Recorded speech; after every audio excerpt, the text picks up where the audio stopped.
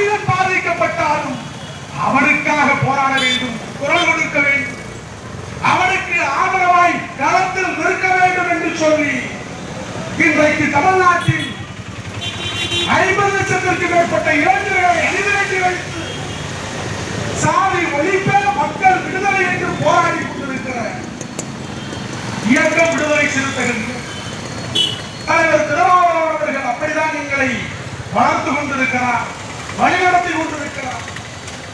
அப்படிப்பட்ட அந்த கட்சியின் கொடிகம்பத்தை பார்த்து இருக்கிற ஒரு வட்டார வளர்ச்சி அலுவலருக்கு வெறுப்பு வருகிறது என்று சொன்னால், சாதி வெளியேறுகிறது என்று சொன்னால், அந்த வட்டார வளர்ச்சி அலுவலை இந்த அரசு அப்பவே பதவி நீக்கம் செய்திருக்க வேண்டாமா? நாட்டில் எத்தனையோ சட்டம் போட்டு நீ சாதியை ஒழிக்க திட்டம் போட்டாலும் அது நடக்காது. ஆனால் இன்றைக்கு விடுதலை சிறுத்தைகள் தான் எங்கள் மீது அடுக்கடுக்கான அடக்குமுறைகள், இந்த சமூகத்தின் மீது அடுக்கடுக்கான சாதிய வன்கொடுமைகள் இவ்வளவு நடந்து கொண்டிருக்கிற போதும் நாங்கள் அறவழியில் அமைதி வழியில் என்று போராடுகிறோம் என்று சொன்னால் அதற்கு காரணம் எங்களால் ஏனாதா? தமிழ்நாட்டில் வட மாவட்டங்களில் ஒரு சாதி பெரும்பான்மையாக இருக்கிறது, தென் மாவட்டத்தில் ஒரு சாதி பெரும்பான்மையாக இருக்கிறது, மேற்கு மாவட்டத்தில் ஒரு சாதி பெரும்பான்மையாக இருக்கிறது, கிழக்கு மாவட்டத்தில் ஒரு சாதி பெரும்பான்மையாக இருக்கிறது, இரண்டாம் மாவட்டத்தில் ஒரு சாதி பெரும்பான்மையாக இருக்கிறது.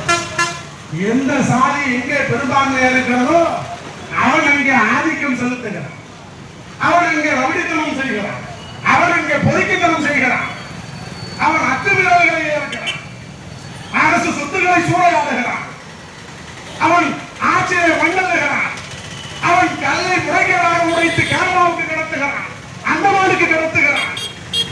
இப்படி அத்துணை சட்டவிரோத வேலையும் அவன் செய்கிறான். ஆனால் தமிழ்நாட்டில் கன்னியாகுமரி முதல் 800 வரை பரவி கிடக்கிற சமூகம் ஆதி திராவிடர் பழையர் சமூகம், நாங்கள் பெரும்பான்மையாக இருக்கக்கூடிய பகுதியில் இதுபோல சட்டவிரோத செயல்களை செய்தால் தடுக்க முடியுமா? எங்களை நாங்களும் வீதியில் அருவாய் எடுத்துக்கொண்டு நாங்களும் ஆண்ட சாதிதான் என்று பெருமை பேசிக் கொண்டு வந்தால் உங்களால் தடுக்க முடியுமா? வெளிப்படையாக இப்படிதான் இந்த சமூகம் வளர வேண்டும், வாழ வேண்டும் என்று நீங்கள் விரும்புகிறீர்களா? அந்தேரி ஆரிய பார்ப்பனம் வெறும் 3 விழுக்காடு இருக்கக்கூடிய அந்த பார்ப்பன கும்பல் உழைக்காமல் வாழ்வதற்கு அவர்கள் கண்டுபிடித்ததுதான் சாதி. அந்த சாதியை தலையில் தூக்கி கொண்டு வைத்துக் கொண்டு அவனுக்கு உழைத்துக் கொடுக்கிற அடிமை சாதியாக இருந்து கொண்டு சாதி பெருமை பேசுகிற சாதி பித்தர்களே, மடையர்களே, உங்களால் இங்கு இருக்கக்கூடிய திருச்செந்தூர் முருகன் கோயில் கருவறைக்குள் நுழைய முடியுமா? காசி விஸ்வநாதர் ஆலய கருவறைக்குள் நுழைய முடியுமா? நீ மேற்சாதி என்று பெருமை பேசுகிறாயே, ஆண்ட சாதி என்று பெருமை பேசுகிறாயே.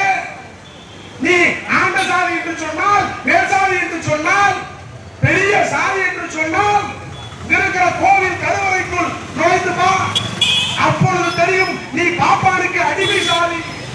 அவன் சொல்லுகிற